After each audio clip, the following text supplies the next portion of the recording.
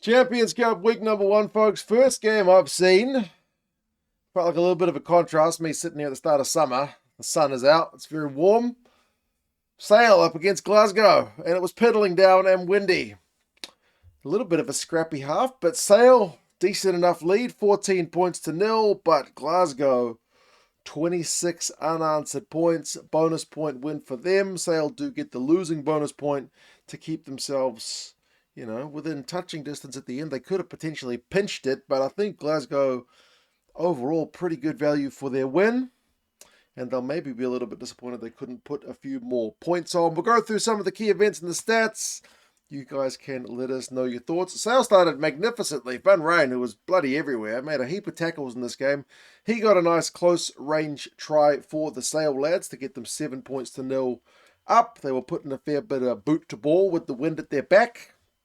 Glasgow were having some carries, but it was a bit scrappy. I mean, it's wet.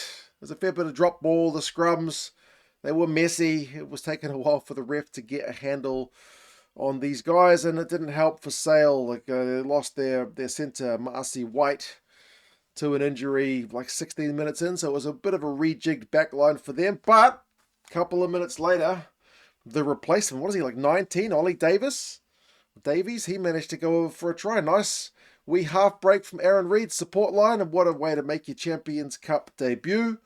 So 14 points to nil. Sale looking definitely pretty good value.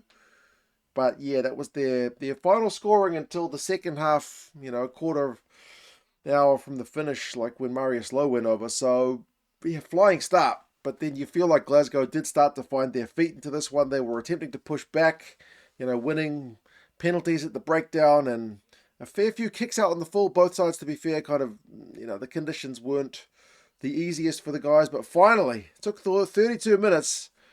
But Glasgow did finally get going. They punished a couple of Sale penalties conceded at the breakdown, and when a line-out was like 6 metres out, they got them all going. And Gregor Hiddleston was able to go over for their first try. Not converted, but I feel like with the wind in their faces for that first half, going in, with points on the board was certainly going to be welcome. They would have backed themselves to overcome the deficit in the second half, but they did even better because they got a second.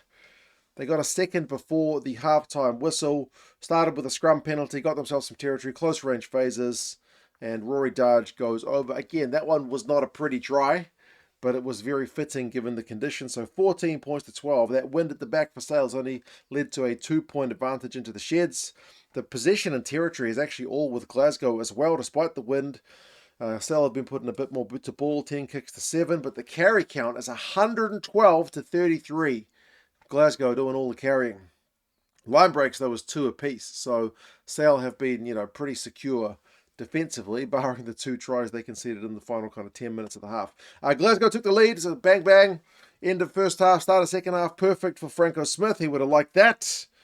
Bit of a nothing kick into the wind from Sale, to be fair, and then it's just one-on-one missed tackle. Kyle Stain goes through a gap, puts the hammer down, 19 points to 14. And when that try went in, I thought there's no way Sale's coming back from here. Even though that's only a 1-score lead, based on, the wind at the back and all what we'd seen in the first half, I felt like Sale were not going to be in it. But I was kind of wrong because they did manage to come back, as I said, at least to get within losing bonus point distance. Glasgow were busting more tackles. It did feel like another try is surely coming. And it took a while. But they did get the bonus point 1 on 54 minutes. Stafford McDowell, again, it's a one-on-one missed tackle from the Sale lads. It started with a penalty conceded at the breakdown, which, again, if you're looking at the kind of post-match review for Sale, you'll be disappointed with how much free territory you were kind of giving up there. 26-14. I am sure this game is done and dusted, but Sale did finally get a bit of ball in Glasgow's half on around about the hour mark, and it took some work in. Like, they needed to have a scrum, which got a penalty. They got a maul going. They got O'Flaherty with kind of half break, and then finally some close range phases. They did get it through Marius Lowe, so it took some work. It took like 5+ minutes of action. They were in the half from the hour mark. We're 66 minutes in. It was all Sale ball, so it took them some time, but they got the points. 26-21. That's proper game on, but that is also the final scoring. Like, Glasgow were quite happy to put the kicks through. behind Sale's defence with the win at their back and, play the territory game. They were searching for that kind of final nail in the coffin move, but they never really got that. Sale had their moments. They had a clean turnover one at the breakdown. They hoofed it long and chased it, but Josh Mackay did really well at the back for Glasgow to clean up. Sale did have one last throw of the dice on 77 minutes. Another penalty at the breakdown this time was Glasgow conceding it. They had a chance to go for touch, did Sale, but the attacking line-out throw went askew, so chance totally coughed up. My neighbours just started a chainsaw or something else. Stats-wise, territory 60-40 to Glasgow. Possession 64-36 to Glasgow. Tackle count is horrendously high, man.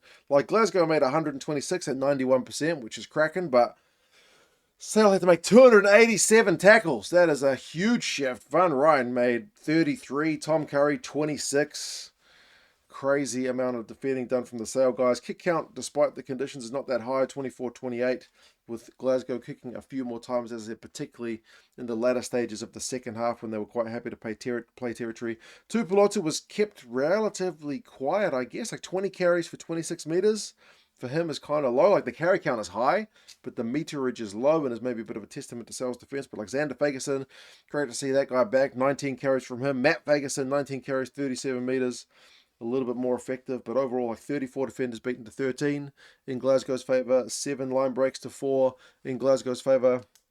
Like I said, they'll be a little bit disappointed maybe not to have put it beyond touching distance. Sale, it's a home loss, so they'll likewise be disappointed. And we got more action next week. I just threw away my notes. Who have they got? Glasgow's got Toulouse at home, and Sale's away to Clermont. So a couple of French opponents up for these sides. So you guys let us know your thoughts on the match. It is the Champions Cup back in action. You guys take care, and I will talk to you guys again soon. See you later.